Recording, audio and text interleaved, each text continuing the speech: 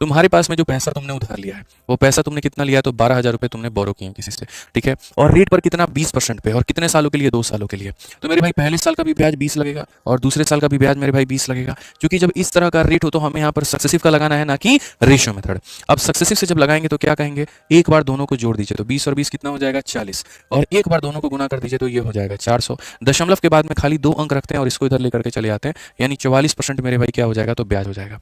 तो क्वेश्चन में यही कहा गया, व्हाट इज द सीआई। मेरे भाई यहाँ पर जो चक्रवृद्धि ब्याज होगा वो हमारा कितना होगा। तो अगर हम देखें तो हम यहाँ पर कहेंगे, देखो ये जो 12,000 है ये हमारा क्या है, तो मूलधन है। मूलधन का मतलब कितने का मान है, 100 का। और हमें क्या निकालना है, तो 44% का मान हमें निकालना है। अगर हम यहाँ देखें तो बोलेंगे 12 चौके 48, 12 चौके 48 4 52, और ये हमारा बिल्कुल सही उत्तर होगा। कौन सा ऑप्शन होगा, तो ऑप्शन नंबर ये आंसर होगा। यानी कभी भी अगर मान लीजिए कि ऐसे सवाल आपके सामने दोस्तों आ जाते हैं तो आपको तरीके से इस बात को मेरे भाई यहाँ पर समझना है कि सर देखो, जो पैसा होता है, हमने मेरे भाई यहाँ पर सिंपल इंटरेस्ट में भी पढ़ाया था, पैसा अपने आप में 100% होता है। तो जो दिया गया वो 100% का मान है, और जो पता करना है वो सीधा 44% का मान है। ऐसे करके हम यहाँ पर सीधा सीधा क्या करेंगे, उत्तर लेकर के आएंगे।